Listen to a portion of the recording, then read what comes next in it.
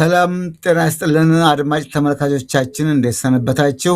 እንኳን ለብርሃነ ጥምቀቱ አደረሳችሁ። ዛሬ ጥር 9 ነው፣ ቅዳሜ ቀን። ነገ እሁድ ጥር 10 ከተራ ነው። ሰኞ ጥምቀት ነው። እንኳን ለብርሃነ ጥምቀቱ አደረሳችሁ። በድጋሜ ጥምቀት እና የልደት በዓላት እንደምታውቁት ጋድ የሚባል ነገር አለው። እኛም ፕሮግራማችን ርዕሱን ጋድ ወይም ጋሃድ ብለነዋል። ምንድን ነው ጋድ? ጋሃድ አንድ ነው? ልዩነት አለው? ይህን እንመለከታለን። ይህን ጉዳይ የሚያስረዱን አንድ ታላቅ አንጋፋ አባት የቤተ ክርስቲያን ሊቅ ጋብዣለሁና ውይይታችን እናደርጋለን። ከዛ በፊት ግን ዕለቱን በዓሉን በሚመለከት ያገኘሁትን ዜማ ላስቀድምና ወደ ውይይቱ እንሄዳለን። በድጋሜ እንኳን ለብርሃነ ጥምቀቱ አደረሳችሁ።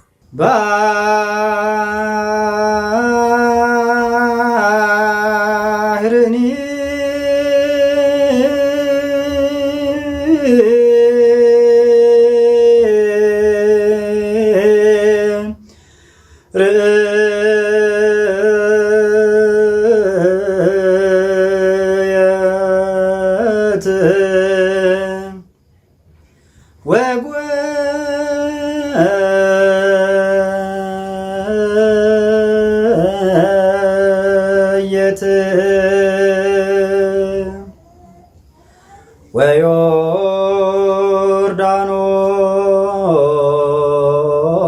ወዮርዳኖስኒ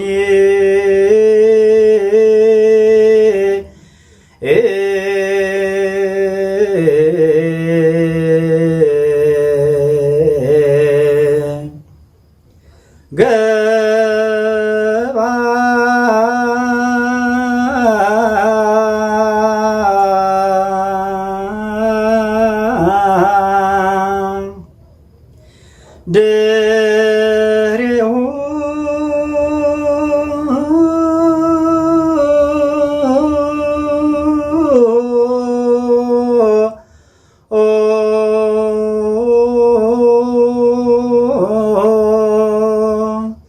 አድባር አንፈራጾ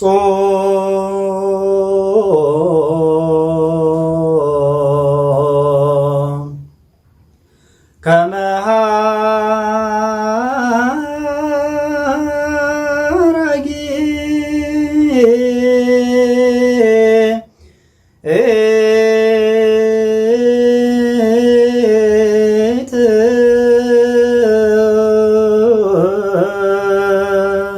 ዘማሪውን ዲያቆን አመሰግናለሁ።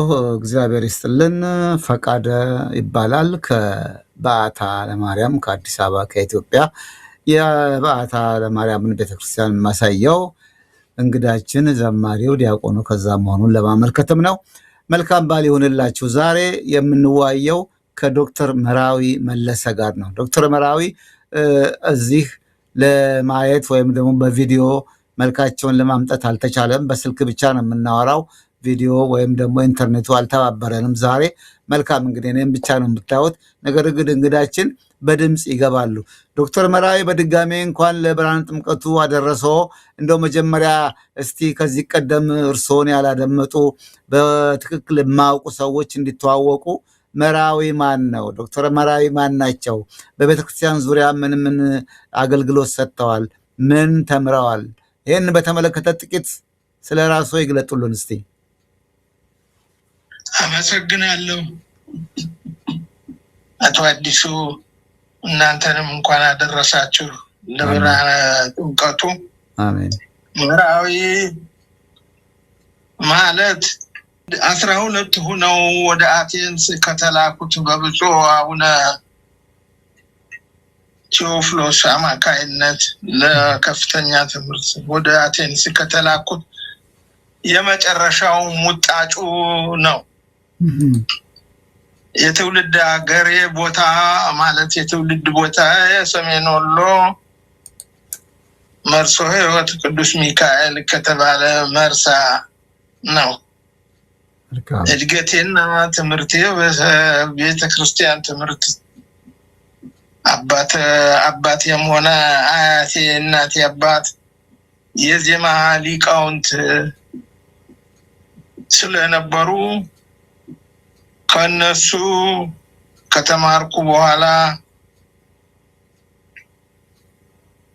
እየተዘዋወሩ መማር እንደ ከፍተኛ ክብር ይቆጠር ስለነበረ ትምህርቴን እየተዘዋወርኩ በዜማ በቅኔ በኩል ያሉትን ትምህርቶች ካጠናቀቅኩ በኋላ ወደ አዲስ አበባ 1952 መጨረሻ ላይ መጥቼ በጳውሎስ ትምህርት ቤት ከዚያ 8ኛን ስጨርስ በዘመኑ ትምህርት ወደ ቅድስት ሥላሴ ተዛወሬ በመማርበት ጊዜ ወደ አቴንስ የመጣው ሰው ነኝ። ባጭሩ ይሄን ይመስላል ይሄ ታሪክ። የዶክትሬት ትምህርቶን የት ነው የተከታተሉት? በምንድን ነው እሱ ዶክተር የተባሉት? ሙያው የትምህርቱ መስክ የዶክትሬት ጥናቴ በቴዎሎጂ ሲሆን በአቴንስ ዩኒቨርሲቲ በኢትዮጵያ ቤተክርስቲያን እና በይሁዲዝም በኩል ጥናት አድርጌ እዚሁ አቴንስ ዩኒቨርሲቲ ነው የዶክትሬት ያገኘሁት። በመቀጠል ደግሞ ጎን ለጎን የሕግ ትምህርት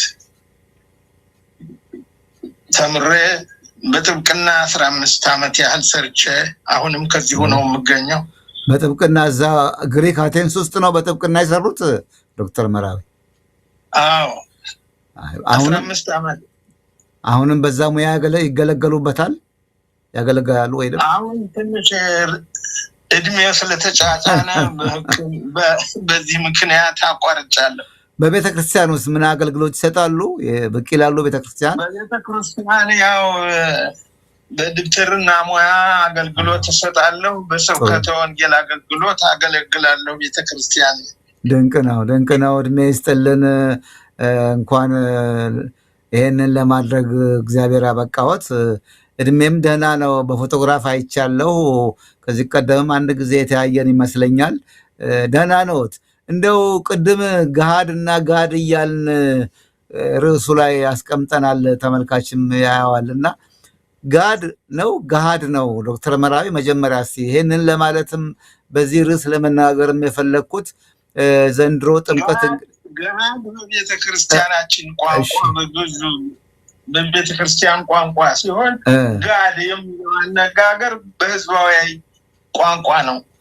ጋድ የሚባል እንደው እናንተ እንደምትሉት የጨዋ አነጋገር ነው? አዎ የህዝባዊ ቋንቋ ይባላል ጋድ። አዎ አንድ መመሪያ አሉ፣ የሰፊው ህዝብ ቋንቋ ይላሉ። ጥሩ ነው። ተራው ሰው ተርታው ሰው የሚጠቀምበት ነው። ጋድ እንግዲህ ገሃድ ነው። ትርጉሙ ምንድን ነው እሱ? ትርጉሙ ገሃድ ማለት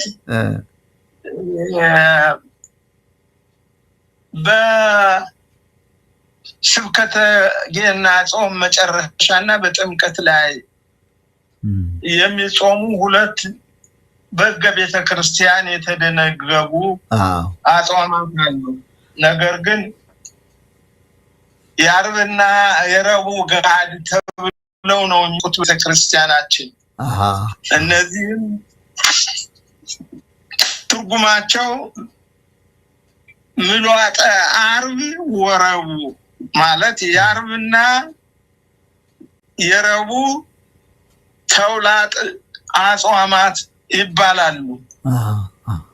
ይህም ተውላጥ የሚሆንበት ምክንያት የልደት በዓልና የጥምቀት በዓል ዓርብና ረቡዕ በሚውሉበት ጊዜ የሚጾም ልዩ ጾም ማለት ነው።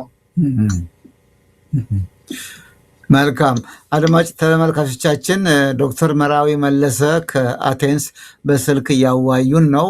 የውይይታችን መነሻም ዘንድሮ ጥምቀት አሁን ዛሬ ይህን ውይይት ስናደርግ ቅዳሜ ነው። እርግጥ ኢትዮጵያ እየመሸ ነው። እሁድ ነገ ከተራ ነው፣ የጥምቀት ከተራ ዋዜማው ማለት ነው። ሰኞ ደግሞ ጥምቀት ነው። ብዙ ጊዜ እንግዲህ የጥምቀትና የልደት ዋዜማዎች ጋድ አላቸው፣ ይጾማሉ ይባላል። ዘንድሮ ደግሞ የጥምቀት በዓል ሰኞ ስለዋለ እሁድ እንግዲህ ሁሌ ጥምቀት ጋድ አለው ስለተባለ እሁድ ነው የዋለውና ነገ እሁድ ጋዱ በሰንበት ሊጾም ነው ወይ የሚል ጥያቄ ይነሳል። ይህን እንዲያብራሩልን ነው ዶክተር መራዊን የጋበዝኳቸው። ምንድን ነው የጥምቀት አሁን ዘንድሮ እንግዲህ ሰኞ ነው ጥምቀት፣ እሁድ ይጾማል ነገ። ዛሬ ቅዳሜ ተጾሟል፣ ይጾም ነበር እንደ ቅዳሜም ነው እሁድ ብቻ ነው ዶክተር መራዊ? የገሃድ ሁለት ገሃድ የለም፣ አንድ ነው ያለው። እነሱም የዓርብና የረቡዕ ተውላጥ ማለት ተለዋጭ አጽዋማት ማለት ነው። በዓለ ልደት ዓርብ ወይም ረቡዕ፣ ጥምቀትም ዓርብና ወይም ረቡዕ በሚውልበት ጊዜ በዋዜማው የሚጾሙ አጽዋማት ናቸው። የዘንድሮ ልደት ቅዳሜና እሑድ በሚውልበት ጊዜ ለምሳሌ ዘንድሮ ቅዳሜ በሚውልበት ጊዜ ዓርብ ያው የታወቀ የዓርብ ጾም ነው፣ ጋድም ነው። እሺ ሰኞ በሚውልበት ጊዜ፣ እሑድ በሚውልበት ጊዜ ደግሞ እንደ ዘንድሮ ማለት ነው። ቅዳሜ እሑድ በሚውልበት ጊዜ ጥምቀትም ሆነ ልደት ቅዳሜ ጋድ ነው። ጋድ ሲሆን የሚበሉ አጽዋማት የአጽዋማት ምግቦች እንጂ ከእንስሳት የተገኙ ወተት፣ ስጋ ምናምን የመሳሰሉ አይበላም። አሁን እንደ ዘንድሮ ማለት ነው። አሁን ለምሳሌ ነገ እሑድ ጋድ ነው፣ ግን ሰንበት ስለሆነ አይጾምም። ከቅዳሴ ውጪ ሰው ምግብ ሊበላ ይችላል። የጾም ምግብ ከስጋ ከቅቤ በስተቀር። እሺ እሱ ነው። የገና ግን ሁልጊዜም በዋዜማው ጋድ ነው፣ ይጾማል። ጾመ ነቢያት ሁልጊዜም እኮ ጾም ነው፣ የዋዜማው ብቻ ሳይሆን። ምንድን ነው ልዩነት የለውም ማለት ነው? ልዩነት አለው። ዓርብና ረቡዕ በሚውልበት ቀን አንጾምም።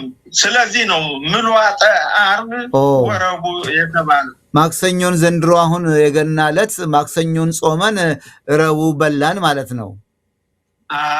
ግን ማክሰኞ እኮ ጋድ ነው ብንልም ባንልም ጾመ ነቢያት እስከ ልደት ፍስክ የለምና መጾሙ አይቀርም። ጋድ መባሉ እንደው ለስሙ አጠራሩ ነው ማለት ነው። እንግዲህ ሊቃውንት አባቶች እንዳስቀመጡት በቀኖና ቤተ ክርስቲያን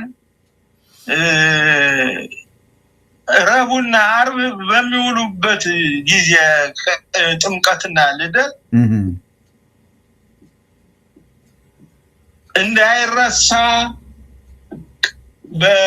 አሁን በዘንድሮ እንደምናየው እሑድ ሆኗል። ዋዜማው የጥምቀት አይደለም? አዎ ነገ እሑድ ዋዜማ ነው፣ ከተራ ነው። እሺ እና የአጽዋማት ምግብ ብቻ እንዲበሉ የፈቀዱበት ምክንያት ከሰባቱ አጽዋማት እንደ አንዱ ይቆጠራሉ ሁለቱ የዓርብና የረቡዕ አጽዋማት። ነገር ግን በተለይ ደግሞ ልደትና ጥምቀት በሚውሉበት ጊዜ በእነዚህ በዓላት ቀን ጾም እንዳይሆን ፊስት ማለት የደስታ ቀኖች እንዲሆኑ፣ ነገር ግን ደስታ የሚባለው በመብል በመጠጥ ሳይሆን ቅዱሳት መጻሕፍትን በማንበብ እንደሚገባ አባቶች ደንግገዋል። በሃይማኖተ አበው ቅዱስ ባስልዮስ እና ዮሐንስ አፈወርቅ የተባሉት የቤተ ክርስቲያን አባቶች። ነገር ግን ዶክተር መራዊ አሁን ጋድ ብዙ ጊዜ እንግዲህ ለረቡዕና ለዓርብ ምትክ የሚጾም ነው። በዓሉ ልደቱ ረቡዕ ቢውል ማክሰኞ እንዲጾም፣ የጥምቀት በዓል ዓርብ ቢውል ሐሙስ እንዲጾም ነው። ለምሳሌ አሁን በሚቀጥለው ዓመት ጥምቀት ማክሰኞ ይውላል እንላለን። ሰኞ ደግሞ ከተራ ነው። በሰኞ ቀን የምንጾመው ለምንድን ነው? የጥምቀት ጋድ ያስፈልገው? የልደት ሁልጊዜም ቢሆን ዋዜማው ጾም ነው። ጾመ ነቢያት እስከ ልደት ድረስ አይፈሰክም። ጥምቀት ለምንድን ነው ያስፈለገው? አሁን ማክሰኞ ጥምቀት ቢሆን ሰኞ መጾም ማለት ምንድን ነው?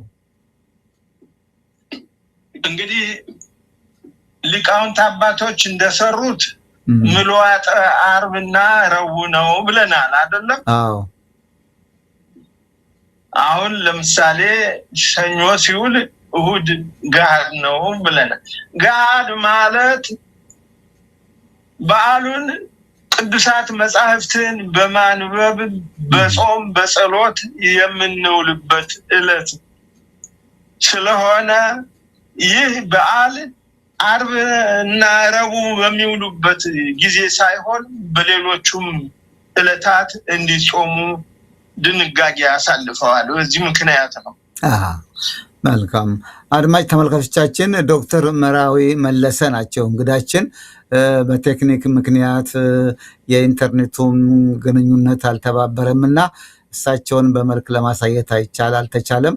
ፎቶግራፋቸውን ብቻ የምናደርገው እንደው ቢያንስ በፎቶግራፍ ዶክተር መራዊ ምን አይነት ሰው ናቸው፣ ምን ይመስላሉ የሚለውን ጥያቄ ለመመለስ ነው። ነገር ግን ኢንተርኔቱ ደግሞ ቢተባበር ኖሮ ውይይታችን በደንብ እንዲህ እየተያየን እናወራ ነበረ። በነገራችን ላይ ዶክተር መራዊ እናንተን ፎቶግራፎች ከዚህ ቀደም ከባልንጀራዎቹ ጋራ ግሪክ ስትላኩ አብረው የነበሩትን እርሶም ደግሞ በግሎ ከዩኒቨርሲቲ ስትመረቁ ያለውን ስነስርዓት የሚያሳይ ፎቶግራፍ አለ። እንደው ምናልባት እርሶ ካልታየው እኔ ጋር ስለሚታየኝ ያንን እስቲ አንዳንድ ነገር ያብራሩልን። ፎቶግራፉ ላይ የእርሶ የትኛው ነው ማለት በምልክት ብነግሮት፣ አሁን ለምሳሌ ተርታውን ቆማችሁ ያላችሁት አላችሁ፣ ፕሮዲሰሬ ብታሳየኝ። እሺ፣ አሁን እነዚህ ተርታውን የቆማችሁ ሰዎች አላችሁ። በመሃል ያለው እንደው ታላቁ ሊቅ ብርሃኑ ውድነህ ይመስሉኛል። የእርሶ ደግሞ በጎን በኩል አፍሮ ክራቫት አድርገው ያለ ይመስለኛል። እስቲ እሱን ያስታውሳሉ? እነማን ናችሁ? እሱ ከብርሃኑ ጎን ያለሁት አፍሮና ባለ ክራቫቱ እኔ ነኝ። በስተግራ? አዎ። ከእኔ በቀጥሎ ያለው ደግሞ ዶክተር ዲበኩሉ ዘውዴ ይመስለኛል ባልሳሳት። ፎቶግራፍ ካሜራ የያዙት? ካሜራ የያዘው አጠር ያለ ልጅ። አዎ፣ አፍሮ ብርሃኑ ይባላል። የሕክምና ትምህርቱን ጨርሶ ወደ አሜሪካ ሄደ ነው። እሺ፣ ከሊቁ ከብርሃኑ ቀጥሎ ዶክተር ዲበኩሉ ነው በስተቀኝ በኩል። እሺ፣ በመጨረሻ ደግሞ አፍሮ። ከአፍሮ አስቀድሞ የሚገኘው አለቃ ተቀባ ወርቅ እሸቴ የተባለ ታላቅ ወንድማችን ይሳለ ሊቅ ነበረ። እኛ ጋር መጥቶ እዚሁ ሀገር ያለው አፍሮ በቀኝ በኩል ያሉት አጠር ያለ በስተመጨረሻ የቆመው ዘሚካኤል የሚባል ካሊፎርኒያ የሚኖሩ ወንድማችን ነው። እዚህ ሀገር መጥቶ የህግ ትምህርት ጨርሶ ወደ አሜሪካ መጣ ነው። ከእሳቸው ቀደም ብሎ ያሉት ዲበኩሉ ያሉኝ እሳቸውን ነው። ከሱ አጠገብ ያለው ከአለቃ ተቀባ ይባላል። ወፈር ያሉት። ከተቀባ ቀጥሎ ያለው ጃኬት ነገር የለበሰው ረዘም ያሉት ዲበኩሉ እሱ ነው። ረዘም ያሉት። ሌላ ፎቶግራፍ ደግሞ አለ። እርሶ ነጭ በነጭ ለብሰው እንደውም አውደ ምሕረት ላይ ይመስሉኛል። ከጀርባ መቅደሱ የሚታይ ይመስለኛል፣ መንበሩ። ያኛው እሱ ፎቶግራፍ ደግሞ ምንድን ነው? እስቲ የለም፣ ካባ አልለበሱም። ነጭ በነጭ ለብሰው ማይክራፎን ንግግር የሚያደርጉ ወይም ዜማ የሚያሰሙ ይመስላል። ከመቅደሱ ከኋላ መንበሩ ይታያል። እንግዲህ እሱ ደግሞ ትምህርተ ወንጌል እየሰጠው ሊሆን ይችላል። እሺ፣ መልካም። ሌላም ፎቶግራፍ አለ። ምናልባት እስቲ ቆደም ፕሮዲሰሩ ሲያሳየኝ ነግረውታለሁ እና እንደው በአንዳንድ ሰዎች በደንብ እንዲያውቁ ብዬ ነው በስዕል የተደገፈ መረጃ ስለሆነ ሶስተኛ ፎቶግራፍ ደግሞ ልከውልኛል። ክራቫት አድርገው እጆን መጽሐፍ ቅዱስ ላይ ያደረጉ ይመስለኛል። ምንድን ነው እሱ? እሱ ዲግሪ ስንቀበል ነው። የቴዎሎጂ ትምህርታችንን ጨርሰን ከፊታችን እነ ሞገስ እነ ብርሃኑ ሁሉ የሚታዩበት። የኔው አፈሊቅ ሞገስ ስዩም የዚህ የዲሲው የትኛው ነጋሽ ሞገስ? እስቲ እንደው ነጭ አውጥቶ ወደ ላይ እጁን ቀስሩ። አዎ ኧረ በጣም ጥሩ ነው። እግዚአብሔር ይስጥልን። አይ በቃ ፎቶግራፉ አጠገቦ ሳይኖር በገለጻ ብቻ በደንብ አውቀው አስታውሰዋል። እግዚአብሔር ይስጥልኝ። በጣም አመሰግናለሁ። እሱ መሐላ ስናደርግ ወዲያው እንደመጣን ጊዜ የግሪክ ቤተክርስቲያን የውጭ ተማሪዎችን እኛን በተለይ እንደ ልዩ ክርስቲያን አድርገው ይመለከቱን ስለነበረ የምንምለው በመካከላችን ከፍተኛ ውጤት ያለውን ሰው መርጠው ገሌ ነው መሐላ የሚፈጽመው። እርስዎ ተመርጠው የሆነ መሐላ እየፈጸሙ ነው። እጅዎ መጽሐፍ ቅዱስ ላይ ይሆናል። ምንትነኝ እስከዚህም ከሌሎችም ጓደኞች ቢሆንም በአንድ ነጥብ እንዴ ሌው ተመርጠው ነው መምህራኑ የሚወስኑት። በጣም ጥሩ ነው። በጣም ጎበዝ ተማሪ ቢሆን። በአሁኑ ጊዜ ግን ይህ ሁሉ ቀርቶ በአንድ ላይ ነው መሀል ላይ የሚፈጸመው። እኛ በሚበት ዘመን ግን እንደዚህ ልዩነት ነበር። እዚህ ላይ አሁን አፈሊቅ ሞገስ እጅ ያወጡት ካሉኝ ቀጥሎ ደግሞ አንድ ነጭ የለበሱ አሉ። ደግሞ አፍሮ ቢጤ ነጭ በነጭ ለብሰው የቆሙ ምናልባት የሚያስምሉት እሳቸው ናቸው ልበል? አይደለም፣ ነጭ ለብሰዋል። የሚያስምሉን ግሩፖቹ ናቸው ራሳቸው። መሀል ላይ የሚፈጽሙ የኔ ጓደኞች ናቸው። አያሌው ይባላል ከሞገስ ቀጥሎ። ኦኬ እሺ። ያው ነጭ የለበሱት ይገርማል። እጃቸውን ወደ ላይ የቀፈሩ። አዎ ይታያል። ጥሩ ነው በጣም። እንደው አድማጮች እና ተመልካቾች አንዳንድ ነገር ግንዛቤ እንዲያገኙ ነው። በጣም እግዚአብሔር ይስጥልኝ። በጣም አመሰግናለሁ። በዚህ ከገሃድ ጉዳይ ሳንወጣ ሌሎች በዓላት አሉ እንዴ? ጋድ ያላቸው አንዳንድ ሰዎች እንደ እኔ ብጤ ሰዎች ነነዌም ጋድ አላት ይላሉ። ሌላ በዓሎች አሉ ጋድ ያለው? በቤተክርስቲያናችን አባቶች ዘንድ አልሰማንም። ሌላ ጋድ መኖሩን አናውቅም። እነሱም ሁለት ናቸው፣ የጥምቀትና የልደት። እነሱም በሚቀጥለው በዓል ማለት በልደት ቀን በጥምቀት ቀን ደስታ ፈንጠዚያ ለማድረግ ሳይሆን በልቶ ጠጥቶ ዳንኪራ ለመምታት ሳይሆን መጽሐፍ ቅዱሳትን በማንበብ ሐዲሳትን ብሉያትን እንዲሁም ሌሎች አባቶች የጻፏቸውን የቤተ ክርስቲያን መጽሐፍት በማንበብ ተደስተን እንድንውልበት በዓሉ በዚህ መልክ እንዲታሰብ ለማድረግ እንጂ ስጋና ወተት በልተን ጨፍረን እንድንለያይበት አይደለም። መንፈሳዊነቱን ለማሳየት ነው። ጥሩ ነው በጣም በእውነቱ። በዓል መሆኑን ቅዱሳት መጽሐፍትን እያነበብን እየተጠያየቅን ከአባቶች ከሊቃውንት እየተረዳን በዓሉን እንድናስበው ተብሎ የተደነገገ ድንጋጌ ነው። ጥሩ ነው በጣም በጣም ትርጉም አለው። በእናንተ ጊዜ የሚደረገው ስነስርዓት የምትፈጽሙት ስነስርዓት መንፈሳዊነት ያለውና ለትውልድም ተላላፊ ትርጉም ያለው በእውነቱ ትርጉም ያለው ዝም ብሎ እንዲሁ ጋር ተብሎ መጾም ሳይሆን ይሄ አንድ ሰው አሉ ብዙ ጊዜ ስለ ጾም ሲናገሩ ጾም የረሃብ አድማ ብቻ አይደለም፣ አለመብላት አለመጠጣት ብቻ አይደለም። ቅዱሳት መጽሐፍትን ማንበብ፣ መጸለይ፣ መስገድ ይህን ሁሉ ይጨምራል ይላሉና ትክክለኛው ደግሞ እንደ ቤተክርስቲያኒቱ ስርዓት እና ደንብ ይሄ ይመስለኛል። እና ጥሩ ነበር እናንተ የምታደርጉት። እንዴት ነው የዘንድሮ? እሺ እንዳላቋርጠውት ሊናገሩ ነበር። እሺ አይ ጾምን ብዙውን ጊዜ አባቶቻችን አድልው ለጾም የሚል ባህል አላቸው። አንዳንድ አባቶች ለምሳሌ ቅዳሜንም አንበላም የሚሉ አሉ። እንደ ዘንድሮ ቅዳሜ አሁን ገና ነው። ዛሬ ቅዳሜ ነው፣ ነገ ነው ከተራ ወይም ጋዱ። ዛሬ ሊጀምሩ ነው ማለት ነው። እሺ እነዚህ የሚሉም አሉ።